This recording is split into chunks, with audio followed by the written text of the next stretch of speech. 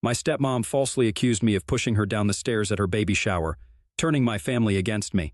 And now my dad wants my help for free. Hi, so I'm 24 years old, female, and I'm just starting out as a lawyer. My father recently asked me to help him out, but I had to decline, and now my family is hating me because of that. The context is that my father had cut ties with me a couple of months ago, after calling me, and I quote, mentally unstable and jealous for something that I didn't even do. My stepmother, who is the worst person on earth, accused me of pushing her down the stairs when she was pregnant at her baby shower. I don't know why she did that, probably just because she hates me and wants everyone to hate me along with her. Well, she succeeded in that plan and made my father hate me, although I can't exactly say that I hadn't already made it believable for him. My stepmom, Vicky, 40, female, and my dad, 48, male, got married 10 years ago, after dating for 2 years, so I have known Vicky for almost 12 years now. She has always tried her best to make my life as miserable as she possibly can. I honestly don't know why she hates me so much because, right from the first time that we met each other, she didn't like me. I hadn't even given her a reason to dislike me at that point. I was literally just 12 years old. But she always had a bit of an attitude problem and would be openly nasty to me when my dad was not around. So I learned to hate her as well. Because I was just 12, I did not see any reason why a full-grown adult was acting that way with me. I was used to being trusted by adults because I was actually a good kid. I had good grades and behaved nicely with everyone. Even with Vicky, I tried my best to be nice to her for as long as I could. However, after one point, I realized that no matter how nice I was to her, she was never going to extend the same courtesy to me. So I started to treat her the same way that she would treat me. If she spoke to me rudely, I would make sure to retort in a much worse tone. If she said something that I did not like about my appearance or anything else, I would make it a point to comment on her appearance, or personality as well. But whenever my father was around, he would only tell me to stop, and he would never say a word to Vicky. I was literally the only person who was reprimanded, and several times I had even been grounded because of what I had said to Vicky, only in response to what she had said to me. I never started the fights, but somehow it was always my fault. I found it very unfair, but I had to deal with it because I had nobody else to go to. My mother was never in the picture. She had signed away her rights when I was little, and my father had been my only parent all my life. Even before Vicky had come along, he had a couple of girlfriends before her, but they had all been nice to me. Unfortunately, he was not serious about any of them, so he did not end up with them. If I'm being honest, he was not serious about me either. I felt like a child was more like a side project for him because most of the time I would end up spending my time at home with babysitters or maybe my grandma. He was never around much as a child, and even as I grew older, I was unable to develop a connection with my dad because either he was absent from my life or just not interested. He never showed up to any of my events as a child, and it would leave me disappointed every single time. But thankfully, I did have my grandma, and she always tried to be there for me. I lost her a couple of years into high school, and I was very upset about it for a very long time.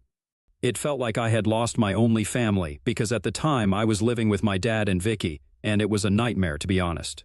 She had grown even more vicious after she got married to my father, now that she knew that she was not going anywhere and my dad was always going to put her first. After she got married, she started coming after me even more. She would be rude to me, and she would make all sorts of unwelcome comments about me, and I was just expected to deal with her silently. Every time I would try to argue with her or tell her to shut up, my dad would scold me and tell me that I was not allowed to speak to her.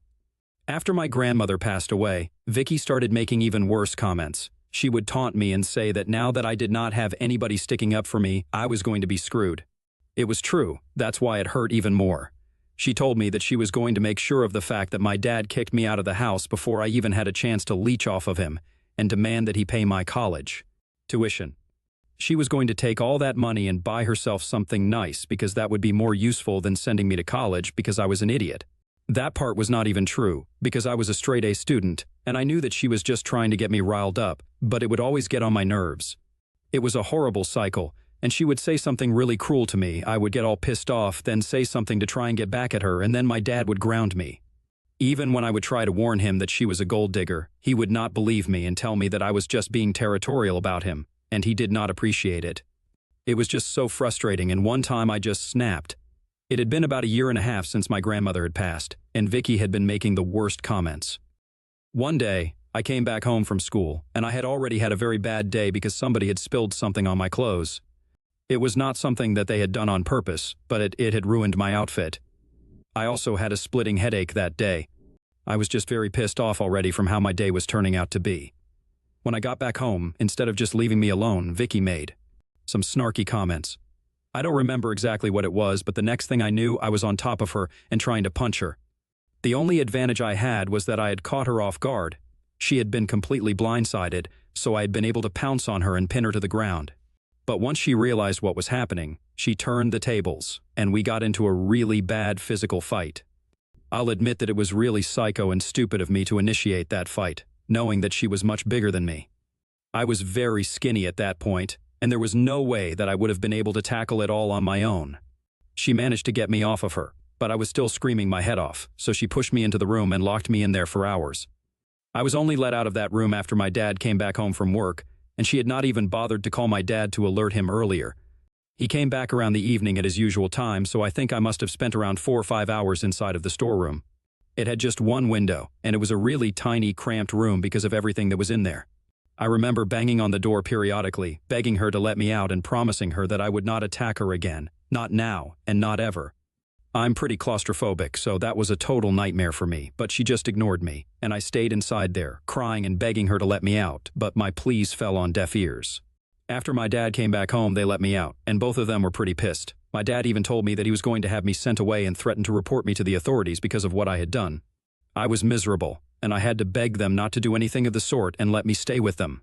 I promised them that I would never do anything like this and that I would always be on my best behavior. Vicky was pretty pleased with herself, even though she was the one who got attacked, but at least this gave her an excuse to mistreat me. After that incident, I had to live up to my word, and I had to stay on my best behavior, even when Vicky would make remarks about me and try to piss me off.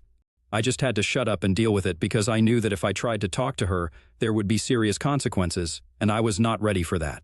I also really wanted my dad to pay for me to go to college. I could not risk it because I did not have any other family who would do it for me. I had a couple of friends, but I was not going to beg anybody for money, and taking out a student loan would also require my parents to support me. That was the reason why I stayed with them and decided not to try and get back at Vicky no matter what she did. It was very difficult given the circumstances, but I knew that I had to get through it somehow. I just kept consoling myself, reminding myself that I would be off to college in a couple of years, and then I would not have to deal with her. So eventually, after I graduated high school, I left home for college, and all my hard work paid off. My dad actually agreed to pay for me to go to college, which was definitely not something that Vicky had wanted, but my dad said that he was only paying for me to go to college because, for him, it was an investment. And if I became successful, he would get back the money. He knew that I was going to study law, and lawyers earned pretty well, so he was not worried about me being able to get a job and pay him the money back at some point. I told him that I was going to return the money to him, but thankfully he did not get it in writing, and if you don't have it in writing, it's not binding in any way, shape, or form, so I'm free to do whatever I want. Really. Anyway, after I left for college, my life was completely different, and I was finally my own person. I was not constantly living in fear of Vicky and my father, and I felt like I could breathe freely for the first time in my life. I made a lot of friends during my time in college, and it will always be memorable for me. I think they were the best years of my life. I would go back home for the holidays and then stay out of everybody's way. I would mostly just keep to myself. And I would not allow Vicky to ruin my vibe with her comments and negativity because I knew that I only had to tolerate her until it was time to go back to college again. So that was pretty great. Once I graduated from college, I moved into an apartment with a couple of my friends. Within months, I found a job at a law firm, and I'm still working there. We specialize in matters relating to the family court, like divorces and custody arrangements. You know what I'm talking about. And that's why my father specifically asked for my help.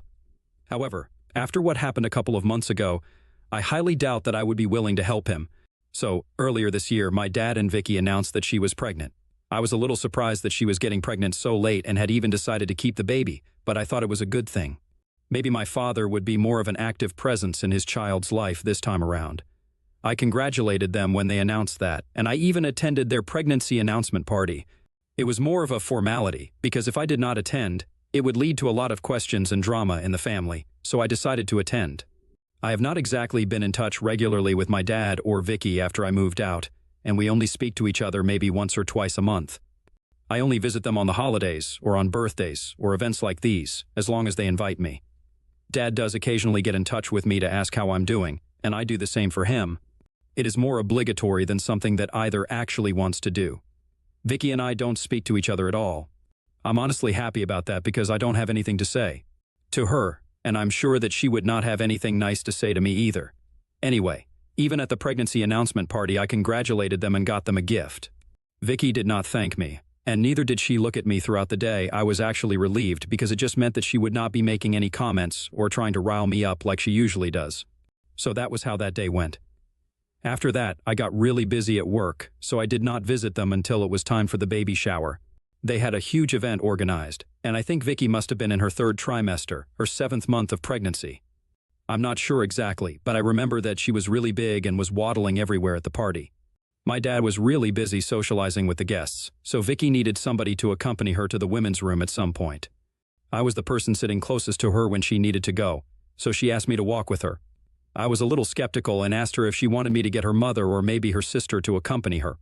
But she specifically told me that she wanted me, and I was not going to say no to a pregnant woman, so I agreed. I did not think much of it and walked with her to the women's room. After she was done, she was coming out when she tripped on the stairs that led to the floor. The women's room had a tiny little staircase with 5 steps leading up to the door, and that's where she tripped and almost fell. But I intervened just in time and prevented her from falling. I thought that she was going to thank me, but instead of that, she started screaming at me and asked me if I was crazy. I knew that she was doing this on purpose because I was standing in front of her, and there was no way that I could have pushed her or caused her to trip, even if I had wanted to. And the look on her face told me that she was doing this on purpose. She was screaming at me to draw attention to us. It worked. Everybody started looking at us in no time, and then my dad rushed over to her side. He asked her what was going on and why she was screaming at me. Instead of telling him the truth, that she was walking down the stairs, tripped, and I saved her, she distorted the story and told him, loud enough for everybody in the room to hear, that I had pushed her down the stairs. I couldn't even believe that this was happening, and I tried to defend myself and told him that I had done nothing of the sort. I told him that he could check the security footage if he did not believe me, but unfortunately, that area was a blind spot, and there was no proof. So it was just her word against mine, and I already knew that I was screwed because if it came down to it, I knew that my dad would always pick Vicky over me. So he chose to believe her, and he started yelling at me as well. He called me psychotic and told me that he should have kicked me out the day that I tried to attack her. He said that he never should have let me stay with him because he should have guessed I was mentally unstable. He even accused me of being jealous of Vicky because she was everything that I could never be. Since she was successful and beautiful and just overall better than me, he said that I was always just trying to turn him against her out of nothing but pure jealousy. He called me a total psycho and told me that he did not want to see me lurking around anymore. So I needed to get out before he called the cops. Everybody else at the party was also giving me really weird looks, and it seemed like everybody was against me at that point. So instead of trying to argue, I just accepted my fate and left. I was already very humiliated, and I did not want to draw that matter out by trying to fight with my dad. I knew there was no point in talking to him, and he had already said a lot of things I did not want to hear more of. So I left. And since then, I have not been in touch with my father. I blocked him, and I have been trying to move on with my life. As a matter of fact, I have not been in touch with anybody else from my family either, because I know exactly what they think of me now. It was difficult at first, but I had already detached myself from my father emotionally a long time ago, so I came to terms with it pretty quickly. I have not heard from him for a couple of months, and I never thought that he would reach out to me again. But a week ago, he called me from a different number and told me that he needed my help. I could not imagine what he would require my help for, and I was curious to know, so I agreed to meet him for lunch one day. When we met, he seemed very upset about something, and after I spoke to him, I understood. Apparently, he had begun to suspect that the baby was not his soon after Vicky gave birth. It was the skin color and features that gave it away because the baby was slightly darker and did not look Caucasian. My dad is white, and so is Vicky, so it was pretty unlikely that they would end up with a baby with a darker skin tone. Vicky tried to convince him for weeks that the baby was his, but eventually, she gave up and told him the truth instead, because there was no point in lying to him anymore. He had already figured it out and just needed to hear it from her, but apparently, Vicky had been hooking up with a coworker around the time that she got pregnant. She had not anticipated that the baby would be his because they had only gotten together a couple of times, and after that, he moved away, so she did not get to meet him again. She had just assumed that the baby would be my father's, but now that it was not true, she could no longer lie about it. When my father found out the truth, he moved out of the house and started living away from her. I was quite surprised because, for everything I had always believed, at least they would be there for each other. A lot of things surprised me, but I had never taken her for a cheater. Although I can't say that I'm surprised because a terrible person is always just an overall terrible person. My dad told me that she had not even bothered to try and reach out to talk to him after he left the house, and he had finally come to the conclusion that, since she was not going to reach out to him, and he was not sure that he would be able to forgive her even if she did talk to him, the best thing for him to do was get a divorce. He said that he was not happy about it, but it was the only thing that he could do. I felt bad for him but was not sure any of this had anything to do with me. I thought maybe he was going to apologize for treating me badly all my life and try to be a better father, but I was wrong, obviously. He was only talking to me because he wanted me to be his lawyer for free. I don't even know why I had assumed that he would want to apologize to me. He's obviously not the type. He doesn't even think that he did anything wrong. Anyway, I told him I would not do anything for him for free. And the best I could do for him was put him in touch with my coworkers and ask them to do this for him, but I was not going to do anything for him. I was not obligated to help him out, and I was even offering to put him in touch with my coworkers as a favor. I was not even obliged to do that. The only reason I said that was because I did not want to get involved in this case myself. I told him that I was not willing to get involved and wished him luck, but he actually got upset with me.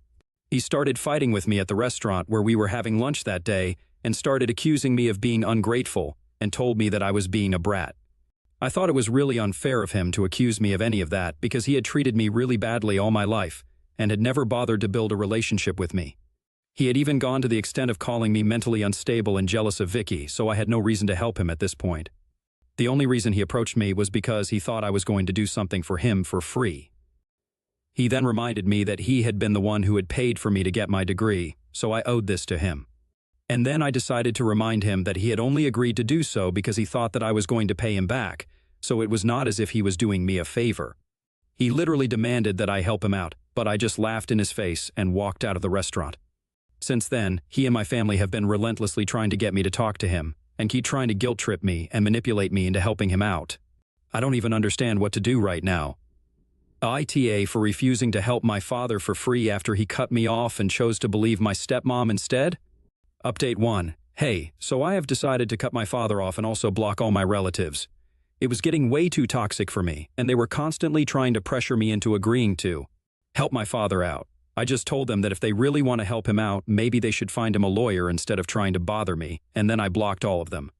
I had only let them have access to me so far because they hadn't exactly done anything wrong to me, or so I believed, but not standing up for me even when I was a child was wrong enough. Everybody let me get bullied and said nothing for ages, but now that my father is getting screwed over, everybody has something to say about it and they want to defend him. Double standards on another level altogether. But anyway, that's none of my business now, and I just don't care about any of this. I want to continue working peacefully, and I just hope that they stay out of my life now. Update 2. I heard from my cousin, who I'm still on good terms with, that my father has initiated a divorce, and he's going with one of the top divorce lawyers in the country. I know it's going to be expensive, so I can't even understand why he would want to get it done for free. He has the money, he was just not willing to spend it and thought that if he could get my services for free, there would be nothing better than that. He didn't even apologize for anything, and he thought I would just let him walk all over me. Well, I earn my own money now, and I don't depend on him for anything, so I am not going to be a doormat for him. Honestly, I'm kind of glad that this is happening to him and Vicky, because after the way that they have been treating me my entire life, they totally deserve it. In fact, I'm going to say it, they totally deserve each other as well. They're a match made in heaven. Update 3, well, from what I have just heard, apparently the divorce is not happening anymore. My dad initiated a divorce about 2 weeks ago. And suddenly my cousin just reached out to me to let me know that they have decided to work on their marriage and try to get through this. They have canceled the divorce proceedings and are looking for a marriage counselor. I couldn't even stop laughing when I heard that because, oh my God, that's so ridiculous. I can't imagine a self-respecting man who would stay with a woman like that, but I guess my dad doesn't really have any self-respect. I'm just really happy that my cousin is on my side because, otherwise, I would not be getting any of the tea from my family. Apparently, I am one of their favorite topics because they constantly keep talking about how ungrateful I am and how I did my father dirty. Nobody deserves a daughter like me, at least not somebody like my father. I agree with them, they certainly don't deserve somebody like me. Update 4, so it has been almost a year since I last spoke to my father, and I have not had any interaction with him since then. From what I know, They have moved away and are raising their son with the help of Vicky and her family. They have relocated to Missouri to have a fresh start, and I'm really happy. Because this just means that they are far away from me. I recently received my first promotion, and my life is going pretty well. I have not been in touch with anybody from my family except for my cousin. I started dating one of my coworkers, and things are going to develop with him. It has been 6 months, and I feel like we are meant to be already. We have had a discussion about this, and he also feels the same way towards me, so I know that this is not one-sided. This is the first time I actually felt loved by somebody, and I feel giddy even talking about this, but I'm just really happy. It honestly feels like as soon as my dad and Vicky left the state, things started getting better for me. My career is going great, I have a steady boyfriend, and I have friends who love me. Maybe I don't have a family, but my cousin is enough for me, honestly. I'm doing really well, and that's all I have to say. Thank you so much for showing so much concern about my situation and asking for updates even 1 year later. It just goes to show how sometimes people you don't even know care more about you than your own family. Thank you so much for all the support you guys have sent to me. I'll never forget about any of this.